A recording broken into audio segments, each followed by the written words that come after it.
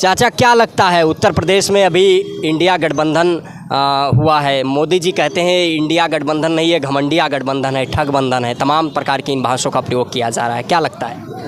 सबसे पहले बात तो शर्मनाक ये है कि एक प्रधानमंत्री पद पर रहते हुए आप सोनिया गांधी को 50 करोड़ की हीरोइन चौधरी को आप स्वरूपनखा रेणुका चौधरी को, और अब यह घटिया या घमंडिया, अरे घमंड हमें काहे का होगा? सत्ता में तो तुम हो, हम तो सत्ता से बाहर हैं।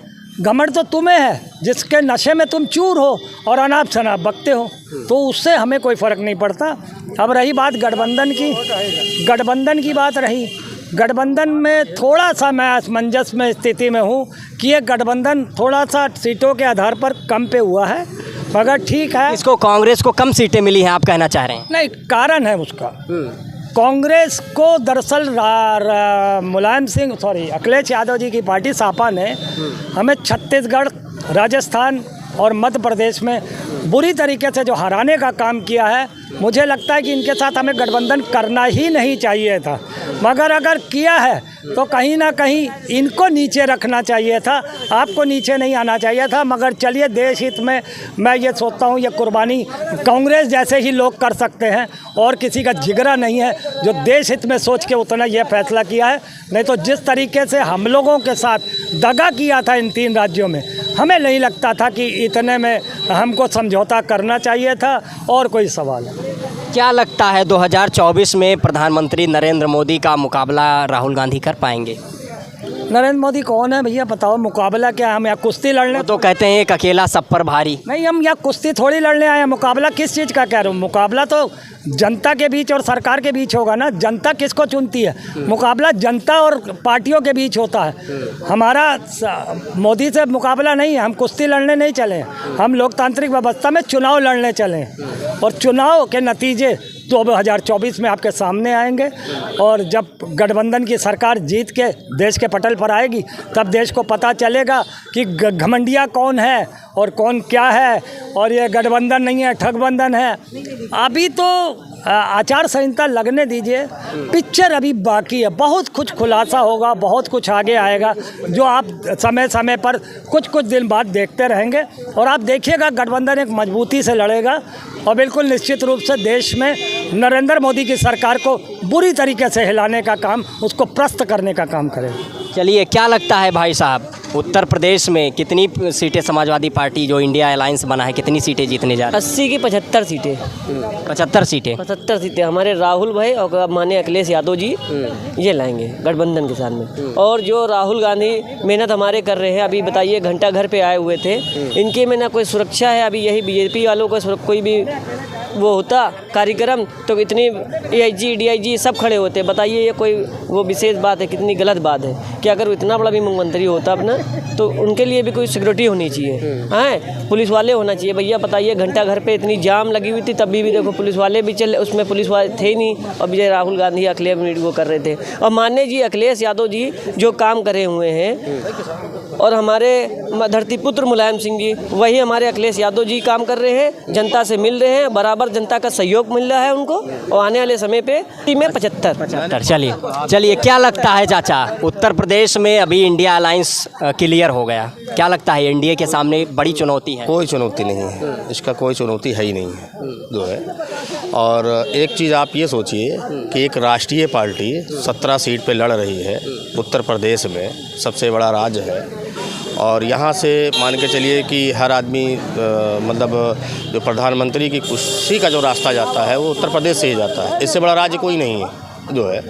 और यहाँ 17 सीट पे लड़ करके और प्रधानमंत्री का सपना देख रहे हैं, क्या बात है भाई, एक राष्ट्रीय पार्टी। नहीं तो उसके लिए एक अलायंस बना है, इंडिया अलायंस है, तो उसमें अधिक सीटें आएंगी। देखिए अभी क्योंकि देखिए जो इनकी सीटें हैं, मुश्किल से हमारे ख्याल से कांग्रेस की तो एक भी नहीं है यूपी में, जो रायबरेली है वो भी चली जाएगी इस बार जो है, बहुत कायदे से। उसमें दिक्कत नहीं है ज़रा से। सपा की हो सकता है कि 1-2 सीटें आ जाए, इसके अलावा बीएसपी की हो सकता है 1-2 उनकी भी आ जाए।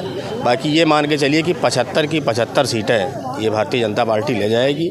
सबका साथ, सबका विश्वास, सबका विकास के रूप में। लेकिन यदि आप जो समीकरण बता रहे हैं, बीजेपी 75 सीटें लाएगी, किन मुद्दों को लेकर जनता के बीच में बीजेपी जाएगी? देखिए, सबसे बड़ा विकास का मुद्दा है।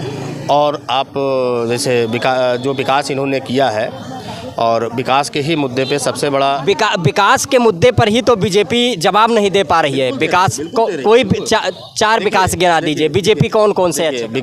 देखिए, सबसे बड़ा जो गांवों में विकास का है, रोड से लगा करके नाली से, खड़ंजा से, और आवास का है, शौचालय का है, राशन का है, और जो भ्रष्टाचार सबसे ज़्यादा विलुप्त था उसको ख़त्म करने का सरकार काम कर रही है। आज आप देखिए, किसी की लाभार्थी के खाते में सीधा पैसा जाता है, ना कि कोई बिचौलिया के खाते में जाता है। पहले था कि खाते में जाता था, उसके निकाल लेते थे, वो सब काम खत्म हो गया।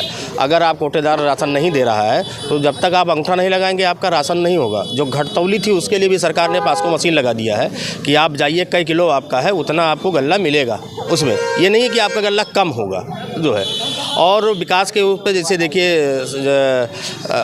कई जनपदों में जो है मेडिकल कॉलेज खोले गए जो है। हमारे कहाँ मेडिकल कॉलेज खुले? हमारे यहाँ जो है बहराइच में आप चले जाइए, देख लीजिए, बना हुआ है, तैयार हो गया। और जो भी काम इसमें हो रहा है उसमें, लेकिन 2 करोड़ प्रतिवर्ष रोजगार की बात हुई थी। 2 करोड़ प्रतिवर्ष की जो बात हुई थी, तो सरकारी उसमें देखिए, हर आदमी को सरकारी नौकरी नहीं दी जा सकती। पहली बात तो शिक्षा को इन्होंने जिस प्रकार से रौंदा है जो है, ये पूर्व सरकारों ने जो है शिक्षा को ख़त्म कर दिया।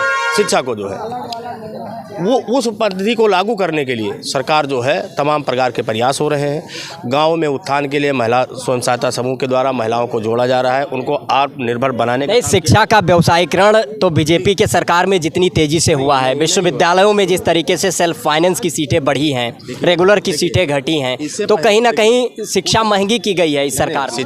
शिक्षा महंगी नहीं की गई है। पहली बात तो यह समझिए, देखिए, जब जिस चीज़ का ज़्यादा वो होता है, देखिए, जब इससे पहले सरकार थी माननीय मुलायम सिंह जी की, अखिलेश यादव जी की, तो हमारे यहाँ स्कूल किस प्रकार से खुले हैं, सबको लाइसेंस दे दिया गया, खोलो जितना खोल पाओ इसको जो है। अभी आपके लखनऊ में चले जाइए, यहाँ सरोजनी नगर एक पड़ता है, सरोजनी नगर में हमने तो 2-3 विद्यालयों का देखा है जहाँ पे प्रोजेक्टर से और छोटे छोटे बच्चों को साइंस के द्वारा लैब खोल करके माननीय विधायक जी ने वहाँ स्कूल चलवा रहे हैं, जो गाँव के बच्चे पढ़ रहे हैं उसमें। चलिए, क्या नाम हुआ चाचा? हाँ, रविंदर सिंह राठौर। क्या लगता है 24 में परिवर्तन संभव है? अब 24 में देखिए, हम एक आम नागरिक हैं, ठीक है, हम किसी पार्टी से वो नहीं, एक आम नागरिक की हैसियत से बोल रहे हैं कि जिस समय जब से देश आज़ाद हुआ, ठीक 1950 से, तो एक नंगा भारत जो है कांग्रेस को मिला, नंगा भारत कांग्रेस को मिला। कांग्रेस अपना जो है कि जो भी उसको विकास करना था या अपना देश चलाना था, उसके विकास के लिए कल कारखाने या विद्यालय, स्वास्थ्य जो भी किया, ठीक है।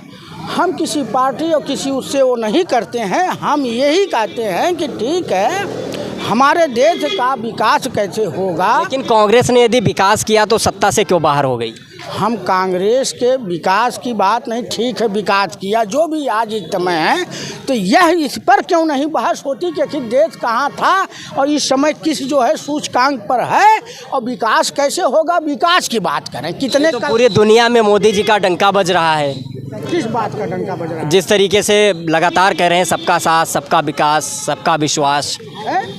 डंका जो है कि कागज़ पे नहीं बजना चाहिए, कागज़ पे तो वो बजाए, ठीक है, मोदी जी ठीक है, हमारे प्राइम मिनिस्टर हैं, ठीक है, और रह गया कि अब देश का विकास कैसे होगा, उस विकास पर चर्चा करें कि कितने कल कारखाने खुले। विकास तो मोदी जी, योगी जी कर रहे हैं बहुत तेजी से, तो ठीक है, वो तो जनता जो है समझ ही रही है कि कितना विकास हुआ है, कैसे विकास हो रहा है, या कैसे हमारे देश का विकास होगा, कल कारखाने कितने लगे, कितने विद्यालय खुले, कितने स्वास्थ्य पर क्या है, वो ठीक है, विकास कैसे होगा, विकास कर रहे हैं, वो जनता समझ रही है। अब 2024 में जनता की अदालत है और जनता उसको जो है कि खारिज करेगी जो है। चलिए, बहुत शुक्रिया हमारे साथ बातचीत करने के लिए। थोड़ा सा और कुछ करिए।